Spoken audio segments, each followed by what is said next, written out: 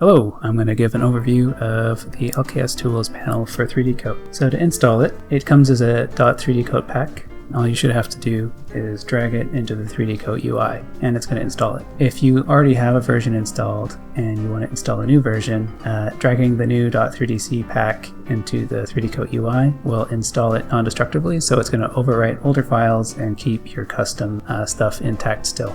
So after you've installed it, it should show up in here as an extension. You'll have to click this button if you want it to load every time 3DCoat starts, and if you just want to load it once, you can click the start button over here. This video is pretty long, so I recommend using YouTube chapters if you wish to see a particular part of the process. And if you don't want to watch this video at all, and you just want to investigate on your own, there should be lots of these tooltips. I think every button has a tooltip, and there's also some written walkthroughs over here. So these will tell you what everything does at a high level. One thing that is true but isn't documented is once you've installed the action scripts as these menu items, then in most of the buttons, the mapping of button to action script is listed in the tooltip. So if you want to map any of these to a shortcut, you know that you can look for that item in the menu. If you just want to get started right away using the default radial menus that I shipped, you can just go to the install tab and use install all on everything, and that's going to give you access to those stock radial menus. But yeah, once you've installed everything, it should show up under scripts, and you can just map whatever you want to shortcuts using the end key. All right, let's get started. Stock radials. So LKS tools will come shipped with a few radial menus that I've already created: add prims, booleans, mirror, and this one, which is just kind of a catch-all. Add prims, I map it to Shift A. You can find it if you've installed it. So firstly, you have to remember to install it down here. But if you've installed it and restarted 3DCoat, then you should be able to see that it is available in the scripts panel, and then you can map whatever shortcut you want to it. For me, I've done Shift A. So for me, this is the Blender Shift A menu. We can use Shift A, and we can add any of the 3DCoat primitives. So I'm going to try sphere, and typically they'll come in too big. And let's see, I'll use soft booleans, and we'll press enter, and you can start making some interesting shapes. So mesh primitives, these are these sculpt models over here. You can access them directly by name, but these do not have soft booleans because they're meshes, but you can still stamp them around. Cylinder, basically same deal, making some weird shapes here. So to summarize the Shift A menu, it just adds objects, and the objects are all the preset primitives that come from 3DCoat. You can use them in surface mode or voxel mode. A mirror radial. So the mirror radial is very common to ops cutter if you use Blender hard ops, but this is just a pie that allows you to quickly set up your mirror modes. So you can use mirror X, mirror Y, and you can toggle symmetry.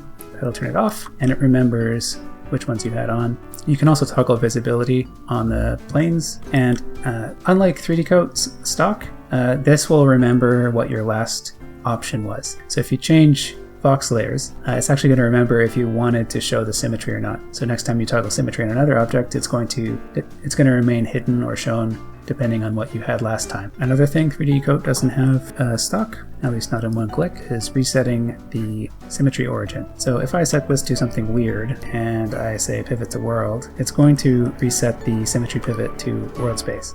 And then if I set it back to object again, it tries to set it based on bounding blocks. So I don't think there's any way to set it to the object's orientation, but it will try to reset the pivot to either the object or the world based on the bounding box or the world coordinates. So yeah, hopefully this makes your symmetry setups slightly easier. Last is the Boolean Pie. So the Boolean Pie, what it's meant to do is help you to make Boolean objects more easily than rooting around in the sculpt tree. So if you have an object that you want to make Booleans for, you can pick it with the pick button, and then use whatever your shortcut is. For me, it's B, and you can go new, subtract. And what that's going to do is going to make a child object that is a subtract boolean, and then you can move around your subtract object and then start carving away at it. Same with add. You press B and go new add, new union. It has made a new union object, and I can start stamping the union object around.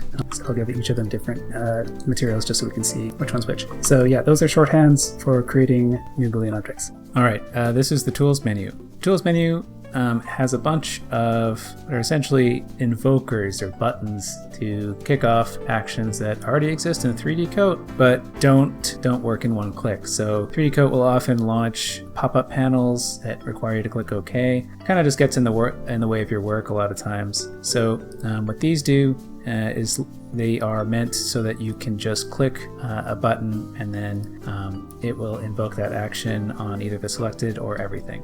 So you can move these around. If you find some of them more useful and some of them less useful, depending on what you're doing, you can kind of move some of them to the top, find it more useful, or to the bottom if you don't use it very much. Okay, and just really quickly, I will explain what these icons mean. So most of the time you will see a lot of these three symbols next to each other. These are scope buttons, and what they do is they invoke the action on the selection and the subtree, or everything in your scene. So if you wanted to just reduce your poly count by 50% on one object, you could click that one. If you wanted it to do the object and the whole, like all of the children of that object, you could do subtree, or if you wanted it to do that on everything in your scene, you could use decimate all. So that is what these icons mean.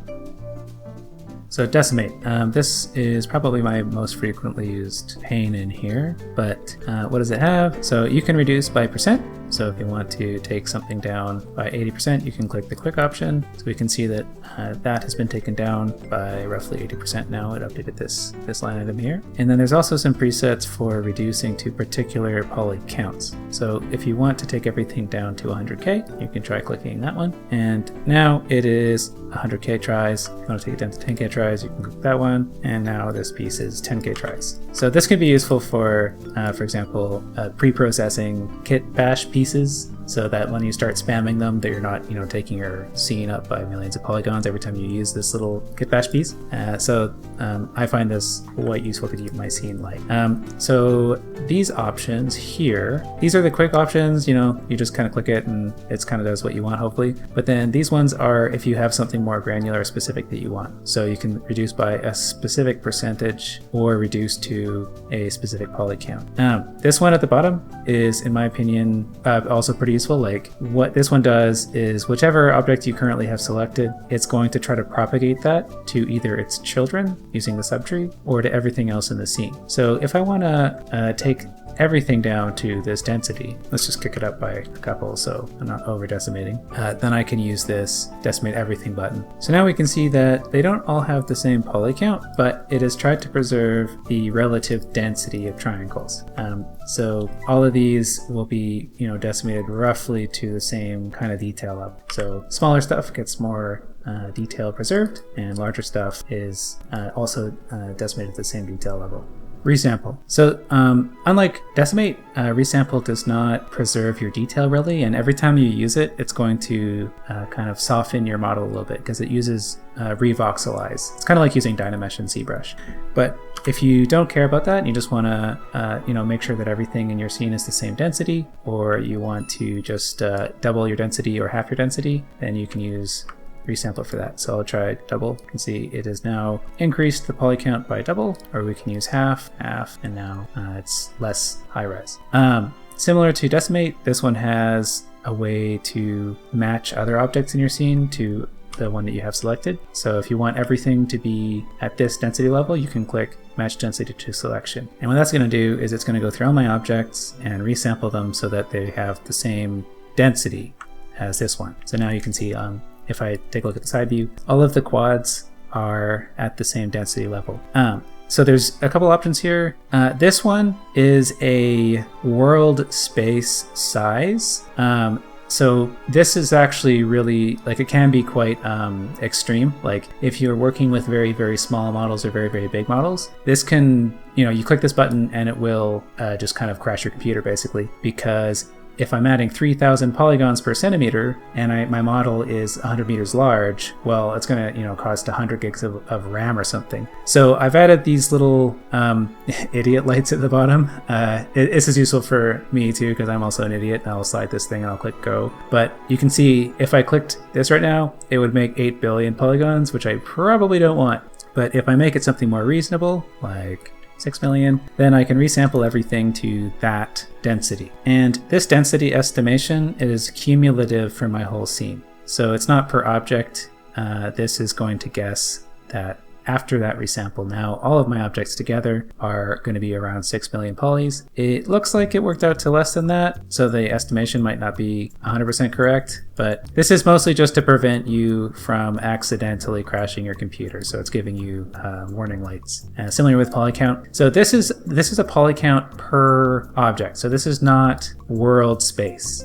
So this slider is going to just try to take every object to the same poly count regardless of how big or small it is. So if you have small objects, they will be the same poly count as big ones. So let's try changing this to say 10K. By the way, if you hold Control, then it's going to give you snapping options. And if you hold Control and Shift, it's going to try to give you finer grain options. But let's take everything down to 10K. And we should see it update over here with everything being roughly 10K. Yeah, so we got 10,000 across the board. So yeah, if you're doing 3D printing and you want to make sure that everything is the same detail level, then you can use this density, or if you just want to make sure that nothing is too high poly, you can use the poly count one. Mode convert does what it says on the tin. It will convert your object to surface or to voxels. So mode convert tries to preserve your detail level. So when you're converting to surface or to voxels, it is not going to change your poly count, which can be good or bad depending on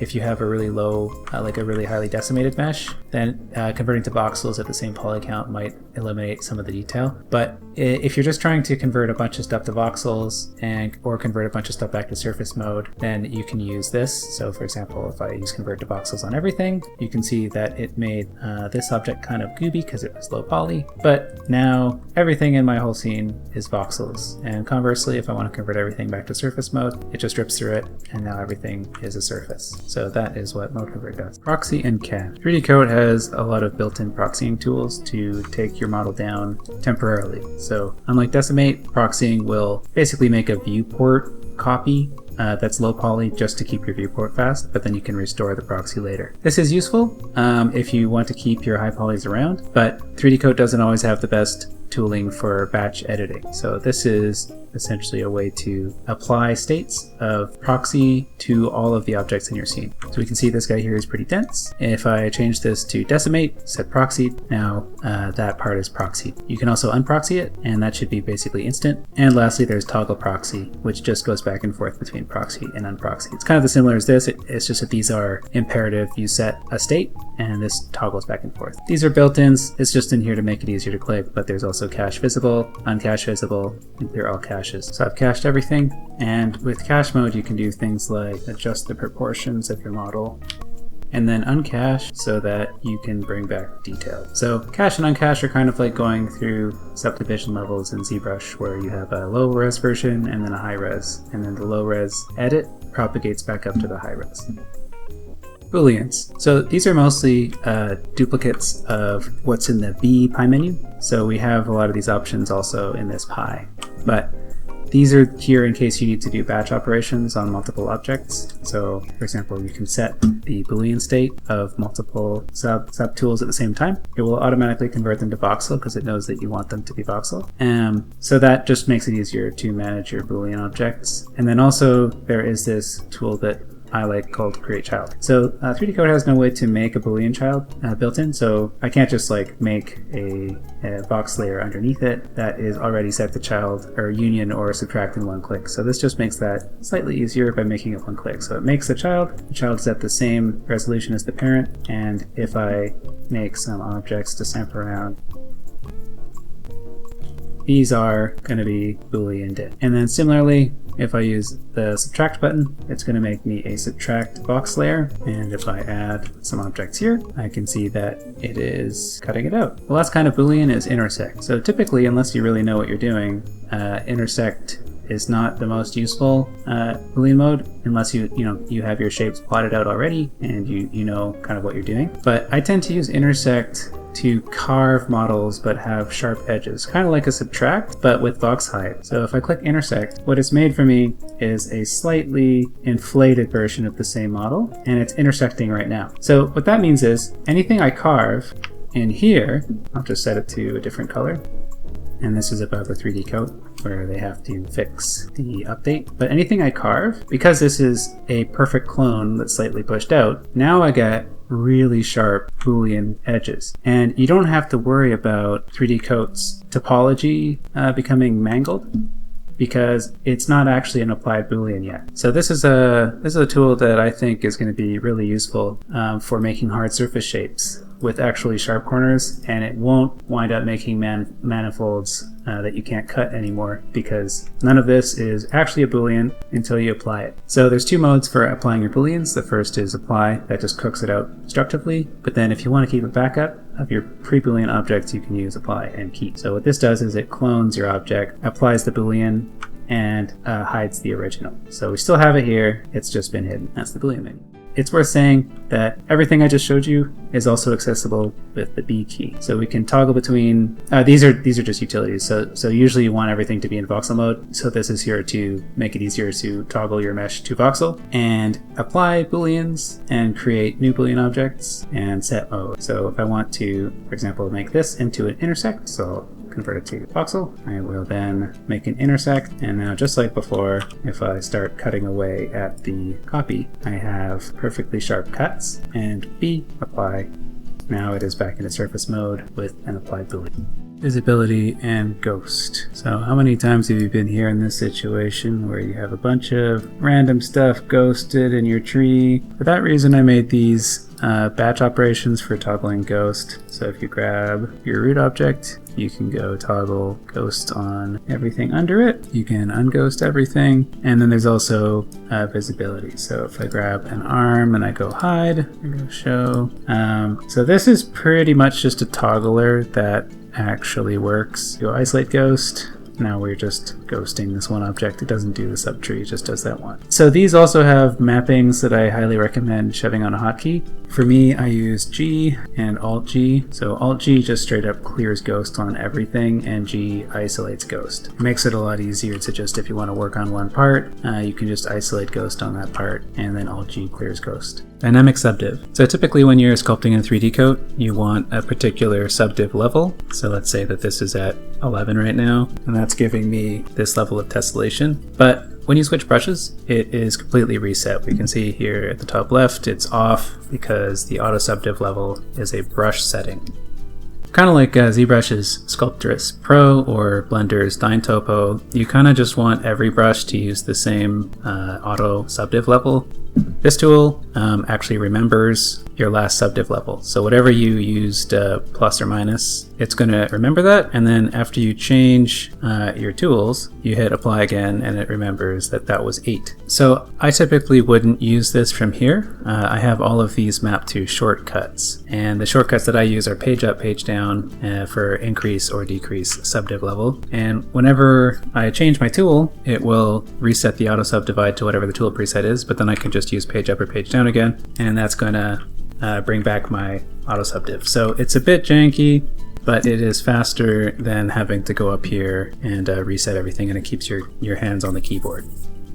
Autotopo. 3DCoat always uses a pop-up menu for Autotopo. You have to configure it every time you launch it, and then you just get one object, that's it. I think you can multi-select, but sometimes when you're guessing and testing, that whole process is just super clunky. So this Autotopo menu allows you to configure the kind of Autotopo you want, and then just run it on whatever you have currently selected. Another thing about Autotopo is 3DCoat forces you to go into the retopo room after it's finished. This one will kind of allow you to stay in the sculpt room. So it bounces you back to the sculpt room after it's done retoping. So if I just show an example of that here, so I'm gonna hit run. Okay, so there's still this weird getting back to sculpt pop-up, but it has bounced me back into the sculpt room after finishing the Autotopo. And then if I want to see the result, I can click show retopo in sculpt. So this is a convenience toggle that just allows you to preview your retopo without leaving the sculpt room. So as usual, you can set poly counts. It gives you, again, a sort of an idiot light down here about are you being crazy with your poly counts. 3DCoat doesn't seem to like autotoping more than a few tens of thousands of triangles, so I recommend keeping it kind of green or yellow. Red in a pinch, but it gets progressively unhappier the further to the right you go. So some additional helpers. If you just want to get rid of your retopo for your object, you can hit delete retopo. That deletes it while you're in sculpt mode. There's also Autotopo to sculpt. So this will run Autotopo, and then it'll also import it into the sculpt room. Let's try it now. I had to click through a bunch of OK pop-ups. I'm not sure why 3DCoat uses those, but in any case, we now have our retopo mesh back in the sculpt room. So it's kind of hard to see. Let's make it dark, but we can see that we have the nice quad mesh back in the sculpt room with one click. So the point of these is one-click buttons. Another example of something that's pretty useful is Autotopo to multi-res. So this is a one-click solution to get you from your decimated mesh or your voxel mesh to a multi-res of that same mesh. I'll try it now. Okay, so I had to up the poly count a bit so that we can see that we have this quad mesh, and if we go to multi-resolution, we should now be able to go to the top level, and we have a multi-res with the Autotopo as one of the subdivisions. So if you want to subdivide from here, you can use remove multi-resolution. That'll get rid of the original mesh, and then you can go add top level, and then now we have a subdivision of our Autotopo mesh. So far the multi-resolution mode is still not really production ready in my opinion, because it balloons your 3DCoat file to many gigabytes, and also it doesn't use Catmull-Clark subdivision, which makes it not really useful for other renderers. But in the future, this might get better, and for now, it's still kind of useful for making quick topo meshes for, say, saving to your kitbash library. Scale. So it pretty much does what it says on the tin, but believe it or not, there's actually no easy way to do this in 3DCoat. Scale all your stuff by 0.5 or 2. Also, often other apps will use different scales. So some, for example, Blender is in meters and 3DCoat is in centimeters. So sometimes you need to scale things by 10 or 100. These quick scale buttons are going to scale everything that's under your current selection. So right now I have the arm selected, and I'll use 0.5. And it just scales the arms and the fingers. And then just once again, this factor slider, you can enter a number in here, or if you hold Control, it'll snap to increments. And then if you hold Shift, it's going to snap to finer increments. Layers. So these tools were made mostly to counteract bad 3DCoat default behavior. You can see that if I'm sculpting in surface mode, 3DCoat is contributing that sculpting to this layer. And if I paint, let me just delete that. If I paint with a paintbrush, it's going to spawn me another layer called layer 1. And then if you're just working on your stuff and you're not paying attention, you can wind up accidentally sculpting on layer 1 instead of layer 0. You can wind up with a whole bunch of different sculpt layers. Some of them were created by 3DCoat in ways that you didn't know. However, we can see that I have a bunch of different colors on a bunch of different layers and a bunch of different sculpting on a bunch of different layers. Clean up empty, what it's going to do is any layer that has nothing on it is going to get nerfed. So if I click clean up empty, you can see it got rid of all of those layers that I created that have no painting. And then consolidate, what this does is it takes all of the color information and puts it on one layer, and then it takes all of the sculpting information and puts it on layer 0. So if I click consolidate, it has put all of the color information on layer 1 and all of the sculpting information on layer 0. So this can just be a way to prevent 3DCoat crashes, because especially in surface mode, the more layers you have, the more crashy 3DCoat gets. Lastly, what it does is after you consolidate, it sets the opacity of each layer so that you cannot make the mistake in the future. So if I try to sculpt on layer 1, it's not going to let me because the depth opacity is currently 0, and I can still paint colors on layer 1. Layer 0, 3DCoat just automatically switches to layer 1 all the time if you try to paint, because for some reason 3DCoat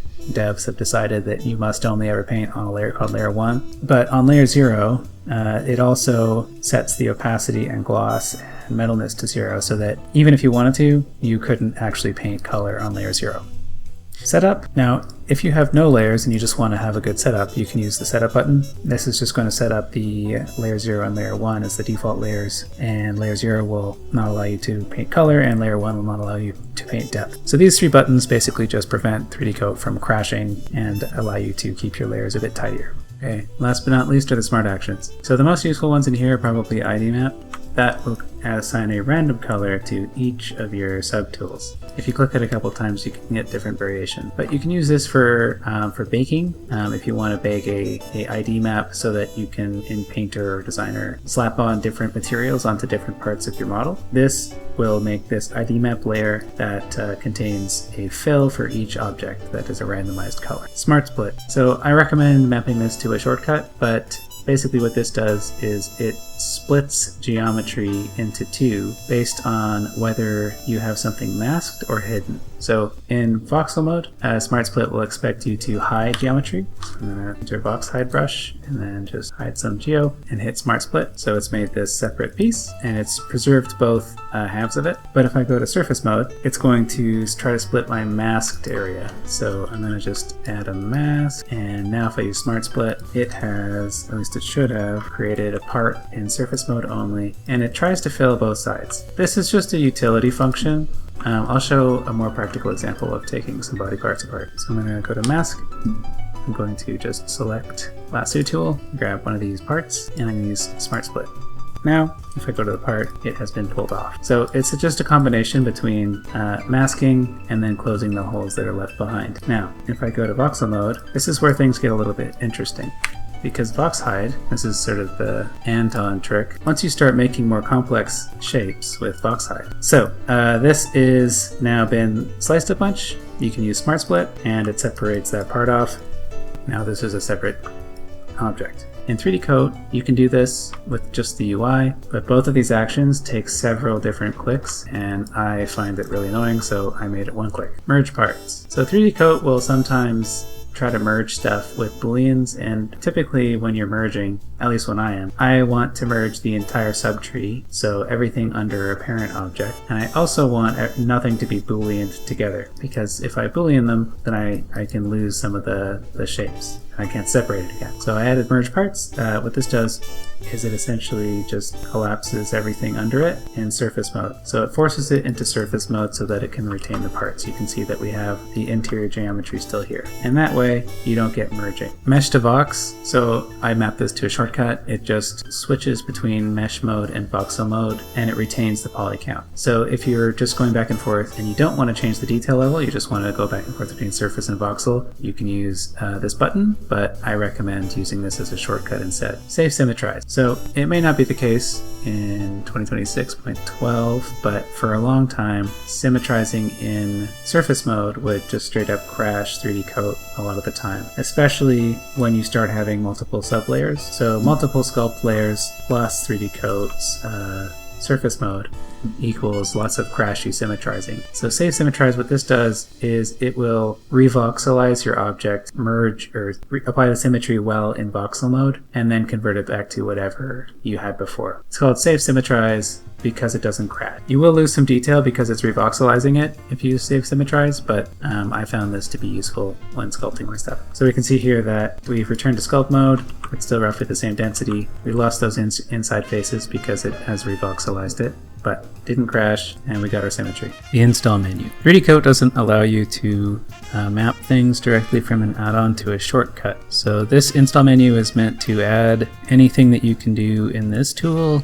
to the scripts menu, so that you can then use the scripts menu to map it to a shortcut. So if you want to just install everything so that you can map everything to a shortcut, you can use install all, and then these action scripts are just things that you can run without any arguments or configuration. So if you just basically press it, it's going to do that. And they all go into the scripts menu. So you can see with everything installed, there's quite a few. You can install or uninstall just a handful if you don't need all of them. And you can see that this log flashes because it's telling me that I changed something. You can also install and uninstall the detected radial menus from here. So you can click install, and then it's just going to install those one by one. And I prefer to have everything installed because I don't really care too much about this having a lot of stuff in it. Now, it's important to mention that 3DCoat will not respect any of these menu items that you're adding until you restart it. So anytime you change anything in here, whether you uninstall or install things, you should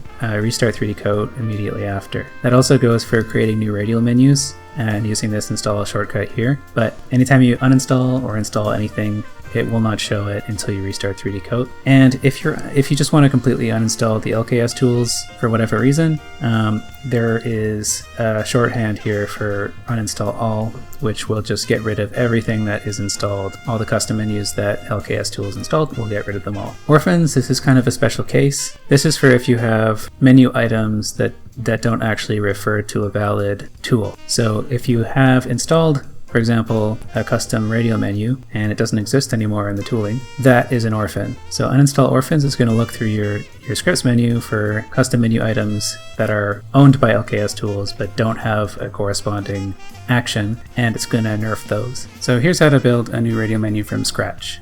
You start by clicking new, of course. You get a new menu. These have some examples already set up, and if I hit preview, it's going to show me what is currently that radial going to look like when I spawn it in the editor. So it's not installed yet. In order for it to be mapped to a shortcut and used in the UI, you have to install it first, restart 3DCoat, and then map it to a shortcut. So I'm going to do that now. I'm just going to use save, and I'm going to install, and you can see here it says it's installed as LKS Radial New Menu. I'm going to restart 3DCoat now. Okay, I've restarted 3DCoat, and now it should be in my scripts menu. So I'm going to look for LKS Radial New Menu. There it is. I'm going to map it to Alt tilde, and when I Alt tilde, it should show up. Cool. So now this is the real radial. Anything I action in here is really going to be invoked in 3DCoat. There's no actions mapped here. So if you want to just select one from any of the default LKS tools actions, you can select those from in here. There's also some 3DCoat commands that are stock with 3DCoat. This is not comprehensive though. So if you want to find your own command to plug in here anywhere from 3DCoat. So 3DCoat allows you to use any UI button that is in it using a UI command. And how do you find that? You find it by middle right mouse buttoning on it. So if I go to geometry, I can find, any of these things that I want to do. So let's try smooth all. You hold middle click and you press the right mouse button, and we have this smooth object is now on my clipboard. Now if I paste it in here and I rename this smooth object, and let's pick an icon that looks like a smooth. How about that? Now if I hit save and I use Alt tilde, now we have this smooth object, and if I invoke it, it will smooth my guy once. So I resampled him to make it a little bit more obvious, but now if I use smooth, you can see that it is smoothing every time I do that. If I want to get another action, you can actually get them from the right-click menu on Vox layers as well. So you can find some more stuff in here. For example, if you want to make a clone with symmetry, and let's find clone. Let's say we want to clone instance and map that to a radial menu. So again, middle click and then right mouse button. Sometimes you have to do a couple tries because depending on what you're mousing over, you might not get the wrong one, but eventually I got it. So the clone instance is $clone instance. I'll call this clone instance. Save it, and now my shortcut, we have clone instance, and it has made a instance clone. So that's how you can get anything from 3DCoat and plug it into a radial menu. So branches are another type. So these are both actions. They just directly call an action in 3DCoat. Branches allow similar functionality to Maya's marking menus, where you can dig into a branch and then there's more actions inside. If I make some more children of this branch and I save it, I use Alt and I dig into the branch, now we have these new children under the branch. So yeah, branches are nested pies or nested radial menus. They just allow you to do similar to marking menus. Lists are the last kind. Lists are similar to the Blender Shift A menu blocks. They just allow you to have multiple action buttons in a single block. So if I add multiple children in here and I save it and I go, we get a bunch of items in this list. Inside the list, you can add a command to each of these, and then that will all be accessible to you within here. So that's how to build 3DCoat custom radial menus. A couple more things that you can do that I just added. You can set the radius to a custom value. So if I change this to 256, you should see that now the radius is quite a bit larger. So you can make it small, you want it to be compact, you want it to be bigger. But yeah, 128 is usually a pretty good number to prevent overlaps. Yeah, we get the branches and we get the grids. They all have different stuff. You can also set a label. So by default, it will just use the name of the menu from the library. You can see that this new underscore menu here is the default name. But if you want to override that with your own, call it my best menu. Now it says that instead.